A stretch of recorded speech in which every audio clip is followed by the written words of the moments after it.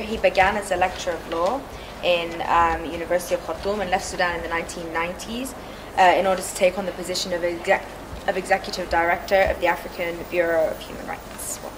He now holds the title of Charles Howard Candler Professor of Law at the Emory University School of Law, where he is the Director of Religion and Human Rights Program. Professor Naim is also a member of the Advisory Board of the Institute of Migrant Rights. Thank you. I think this is high enough that I can sit and still see I'm busy. Otherwise, I will stand up because maybe I should. I like to to see what people are up to. I am from a village. I was born in a village about 200 kilometers north of Khartoum, across the Nile from Shendi. So I'm a Jali. I don't know if you understand what that means. I grew up in various towns. My father was in the Sudan army at the time, so I grew up in Adbra, in Khartoum, Port Sudan, Khartoum Bahri. Went to school in Adbra primarily, elementary and secondary school, high school here in Burman. Ahfad was high school at that time for men and women, and I was in the 1960s. I finished at Ahfad 1965, came to the University of Khartoum, finished the University of Khartoum Law School 1970. I was recruited by the law school to be sent. At that time, there was something called Sudanization program, which, as you may imagine, happened in various post-colonial situations where expatriate staff is being replaced by native staff. But we had to be trained, so we were sent to Britain for that. 5 years, I did the master's and came back, and a PhD, came back to teach. And I was teaching at the University of Khartoum for about 10 years in the law faculty. My fields originally are criminal law, criminal procedure, criminology, and constitutional law. Actually, I started leaving Sudan earlier than the 90s. There was a couple of times when I left for various fellowships and so on, but the extended period of time in which I lived outside Sudan started in 1985. I don't know how appropriate to mention this part of my life here, but I was part of a social Islamic reform movement of Ustaz Muhammad Taha. What I was saying last night is what we were saying on the streets of Khartoum for a very long time. And the group eventually was suppressed in 1983, just as Numair was about to impose Sharia, so-called legislation. We were rounded up and put in Kober. So I spent about a year and a half in Kober prison. And when we were released and our teacher was executed, our movement was suppressed, I left Sudan. And that was in April 1985. Then there was the brief change when Emory was overthrown, but then the other coup came a couple of years later. So I tended to stay outside Sudan and watch and hoping to be able to go back. So I did not apply for asylum anywhere, but I was living just luckily by taking short-term appointments in various places. So, in fact, I taught as a visiting professor at UCLA Law School in Los Angeles, University of Saskatchewan, Canada, Uppsala University, Sweden, and also spent a year in Cairo with the Ford Foundation, and then went back to the US where I took the position of Director of Africa Watch, which was a human rights watch organization. So I think at that point I felt that it's not going to be soon that I will be able to come back to Sudan. And I also felt, to be candid and honest, that it is no longer the Sudan that I would want to go back to anyway. Sadly, I mean that we have to acknowledge it is not, you can't just simply remain sentimentally attached to a place where it is no longer the place that you have been attached to in the first place. And you should understand that that's life. I mean, the day will come maybe where this place will become something that's really worthwhile, but it is not going to be the old Sudan that we used to know. there is no going back for anything. Life always goes forward. So the challenge is for us to make the going forward in a way that draws on the best of where we have been, but not pretend that we can go to what that was. Because when I grew up in the 60s, University of Khartoum, 65 to 70, Khartoum was a very liberal town, and Sudan generally was liberal. I mean, there was tremendous dynamic sort of art and culture and political activities and so on. But it was still in a rather limited way that is not capable of sustaining highly complex. And we have to admit also that all of that we celebrate now about Khartoum or Sudan in the 60s was for a limited section of the population. It was not for all Sudanese. And we have to be honest about the marginalization, the exclusion. And I remember, I don't know I hope I don't take too long on this, when South Africa, you might sound like far-fetched, what has South Africa got to do with this?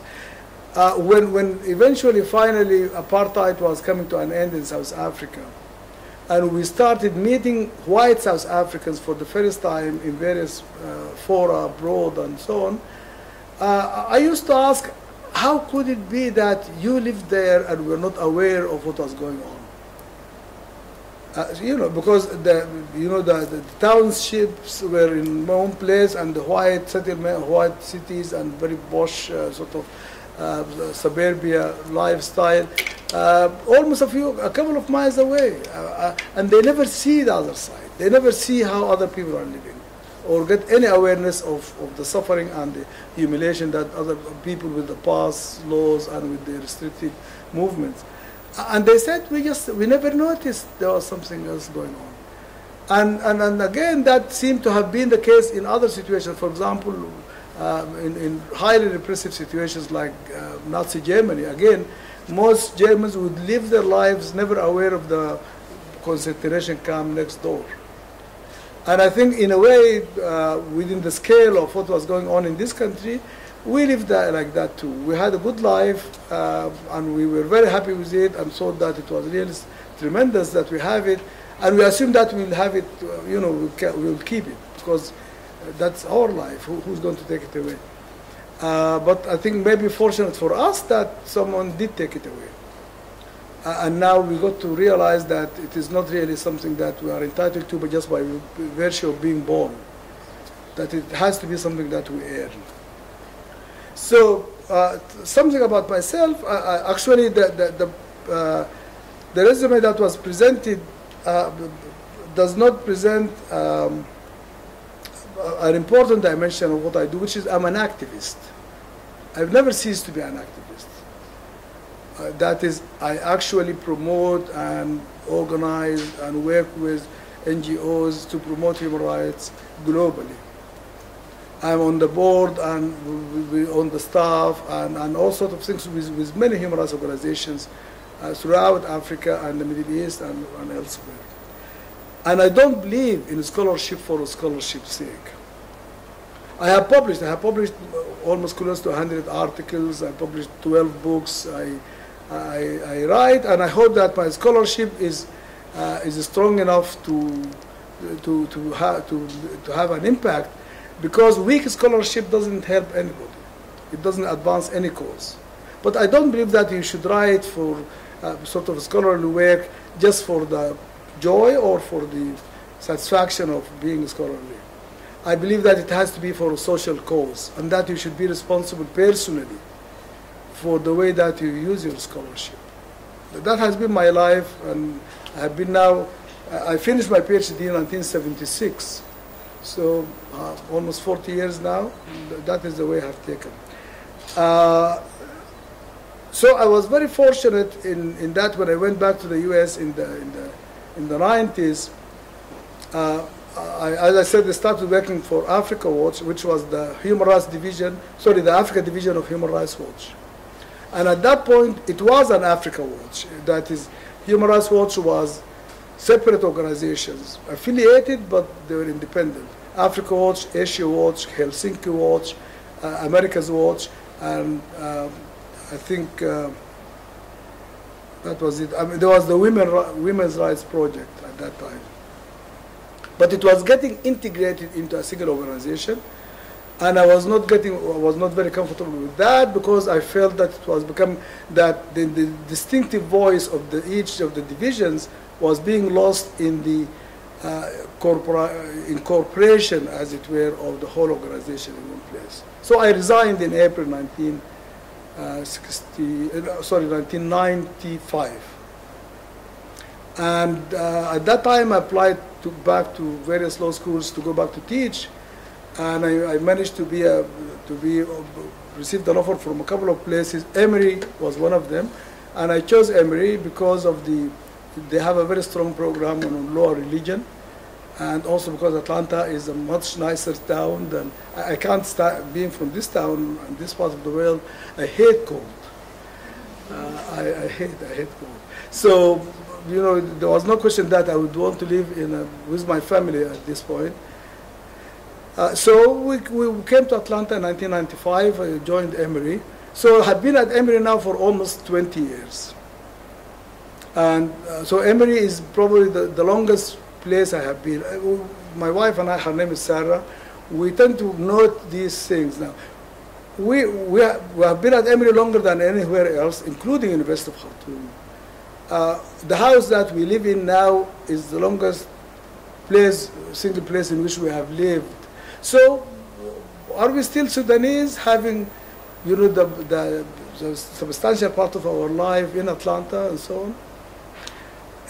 So I'll close with this about Nigel yesterday mentioned my book, What's an American Muslim?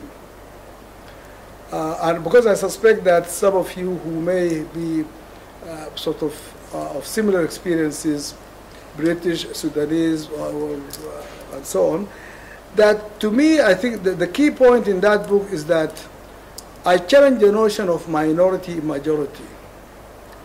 I say that everybody is a majority in some sense and a minority in some sense. Nobody is only minority or only majority.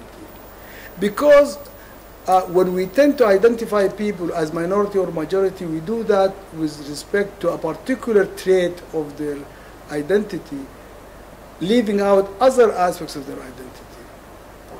And the part that we focus on, we tend to assume it to be monolithic and self-contained, which is a fallacy.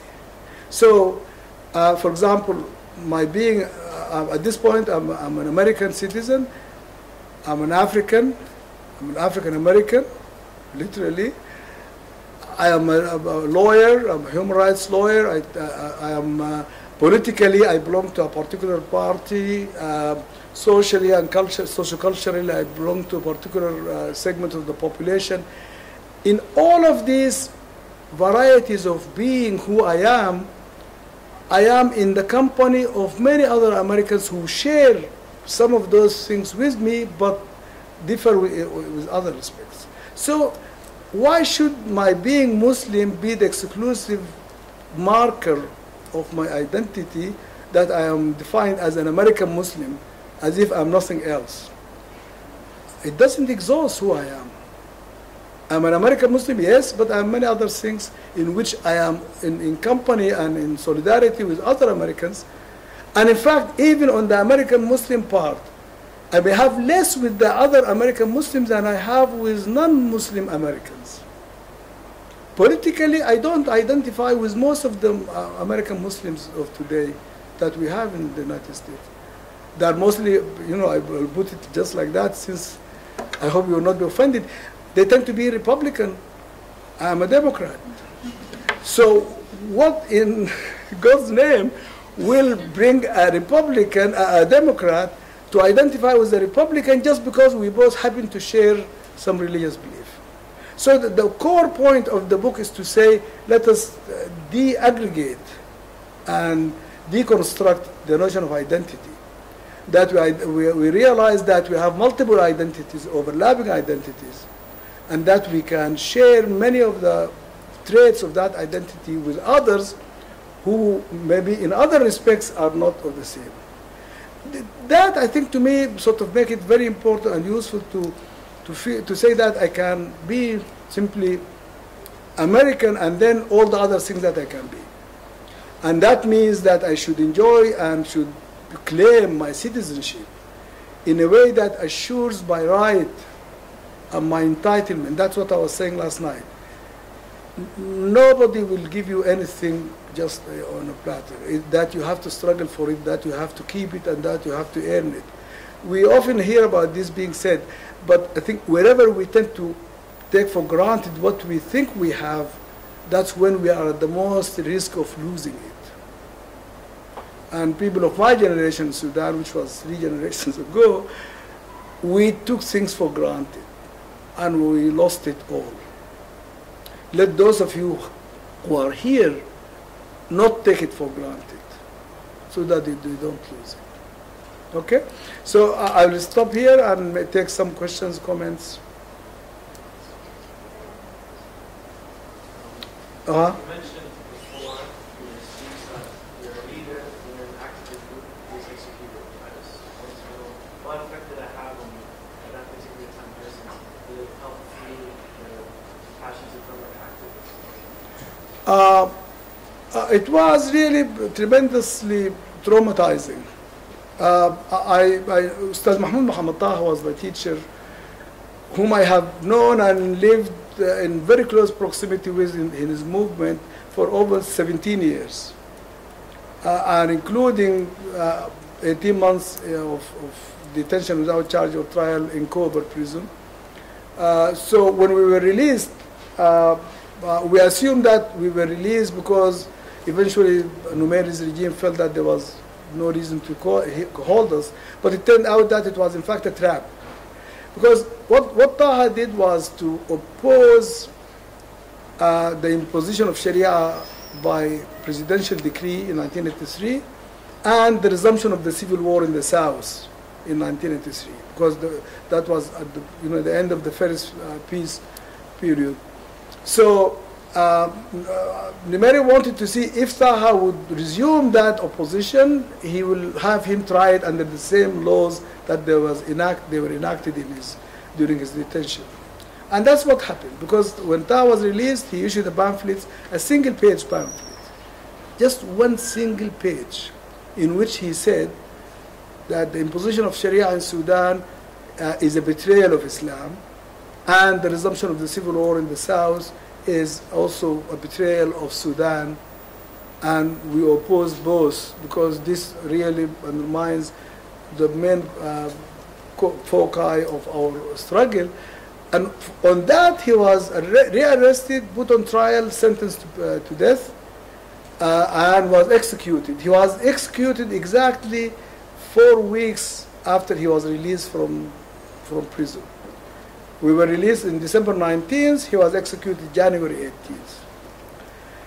But the way I don't know if you read about this, the way he sort of stood up to, and the way I translated his book, The Second Message of Islam, and I hope you have it in the library, I don't know, but I wrote an introduction in that book, about 30 pages, in which I explained about the movement and about the trial, and I actually translated the statement that Taha made at the trial, which was in Umdurman, in which this is the man who was standing trial for his life, and he stood up and said, I refuse to accept the authority of this court to try me for my beliefs. And sat down. He did not offer any defense, and he confronted, actually he said slightly more strongly than that. You can see the quote. He said that this court is not qualified technically and is incompetent morally to judge me for anything. And in any case, I refuse the right of any court to try me for my beliefs. And when some lawyers offered to defend him, he said, no, thank you. With all due respect, I don't want to be defended before a court like this. So he was sentenced to death. He was put to death in about a week or 10 days. For me, it was an absolute shock. I mean, that I couldn't believe that someone could be sentenced to death on those charges. And then all the manipulation that happened. Because when he was put on trial, he was put on trial for treason and undermining the Constitution. Purely political charges, out of the penal code that I used to teach. By the time a special court of appeal was set up to review his case, although he did not appeal, the Court of Appeal added a new charge for the first time on which no evidence was presented at the trial, which is the charge of apostasy. They said that he's an apostate from Islam and he should be put to death for that. So the political charges on which he was sentenced to death to begin with were not really the reason that he was eventually executed. And Numeri came and confirmed that and said, he is such an apostate who is unrepentant that we are not going even to offer him a chance to recount his views. And he will be executed in 2 days from the day Numeri confirmed the sentence. So it was, for me as someone who was teaching law and constitutional law and human rights, and believing in a possibility of fair trial and so on, it was an utter shock. I mean, I felt totally lost. And I must say that for several years, I was totally disoriented and confused. How can that be? How can a man of such integrity and dignity and beauty? I mean, if there is a single Muslim I have ever known in my life, it was Mahmoud Muhammad Taha. How can he be to death for being an apostate? So it was a long time, but I managed, luckily, or rather somehow fortunately, that I came back to reaffirm the values and to reaffirm my commitment. So yesterday, if you were at the lecture, the young lady who was saying, what can I do? This is the way the Quran speaks and so on. I don't accept that completely now. The time I was drifting away because of the magnitude of the injustice that I observed. But I was never in any doubt about the methodology and the substantive sort of arguments that Taha was making. And I think that it's amazing. I think I heard and I read before and after I've been to prison that prisons under those conditions tend to be the best time of your life. When people used to tell me that, hey, come on, how can it be? But yes, it is. It has been. Now I look back, I have never been more alive than I was during those 18 months. Yeah. I just want to ask, why was Mahmoud Muhammad Taha against the imposition of Sharia law in Sudan? No, because he felt that it is not something that you can impose by law in a country like Sudan, which with all the diversity that exists. Now, the point is that because Ustaz Mahmoud's main position was that what we know as Sharia is no longer Sharia.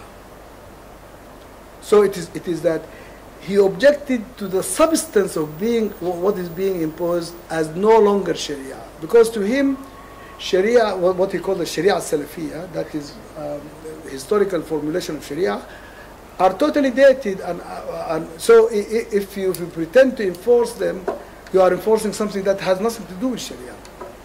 And he called for something, a Risala Thani min Islam, that is the second message of Islam, which calls for an evolution of the content. So the actual substance of Sharia that he would accept as such is what he was advocating and what has not yet been accepted. So as such, that what is being imposed is really a forgery. It is not Sharia, and let alone the question of imposition and the way in which it was imposed. Numeri enacted 9 statutes in 1 day by signing them. There was not even a reference to the house of Majlis al-Shab, the People's Assembly at the time. So it was a total sort of travesty of the legislative process. It was a total negation of the content and the substance of Sharia that Taha would respect and uphold. Taha did not speak in terms of that I speak of now about not enforcing Sharia by the state at all. That's my additional heresy. So I now of a position that there is no such thing as an Islamic state, that Sharia cannot be enforced by the state, period. Regardless of what level of Sharia are you talking about. So even if you have the most enlightened, advanced understanding of Sharia that you can imagine, still it is not for the state to enforce. But it is for people to live by if they choose to, provided they do so in a way that does not intrude on the right of any other person to have nothing to do with it. So that's where the balance has to be, so that Sharia is outside the state. In fact, you can see it like Sharia is too important to be entrusted to the state. The state is a political institution. It's incapable of having a religion. Yeah, but what about the punishments? For example, like in the Quran, it says like there are certain punishments for adultery and for others also. Who is charged with enforcing those punishments? Who has the authority to enforce them? Huh? Who is the ruler? And what qualification does he have to do that? So we don't consider that we are not the people the Quran addresses. The Quran addresses human beings, it does not address institutions. Read the Quran from Al-Fatiha to the Al-Nas. Not a single time will you find the Quran addressing any institution. The only entity that the Quran addresses is the human person. So if there is a charge to do anything, it is a charge to the individual person, not to an institution. And when we have this course that exists now today in Sudan or in Daesh in Syria or in Iran or Afghanistan, and you look closely and see that the bureaucratic nature of those institutions is in fact a guarantee of the total manipulation and miscarriage of justice if those courts pretend to enforce hudud. And who says that hudud have to be enforced by a state? Where does that come from? That is a product of applying a European notion of the state and a European notion of positive law to Sharia, which is totally alien to its own nature. So what I'm saying last night is that we have to challenge, because really what is being sort of glossed over, Sharia is ready, our institutions are here, so let's just go and do this. Nonsense. Sharia is not ready, and our institutions are incapable of being entrusted with the enforcement of anything, not even civil law, let alone Sharia. That's why we have to say no, totally, absolutely no, in my own name. One of the problems that the Northern Sudanese had was we kept hiding behind the South or behind women and say, oh, because this is unfair to Southerners, this is unfair to women. It's unfair to me, in my own name as a Muslim. I, Abdullahi Ahmed al-Na'im, say no to this as me, not because of this or the other. This and the other are relevant, but not the primary reason. But we are too terrified with this religious discourse that we are not willing to speak in those terms. I don't think we have time for it. Yes, okay. Thank you. Thank you.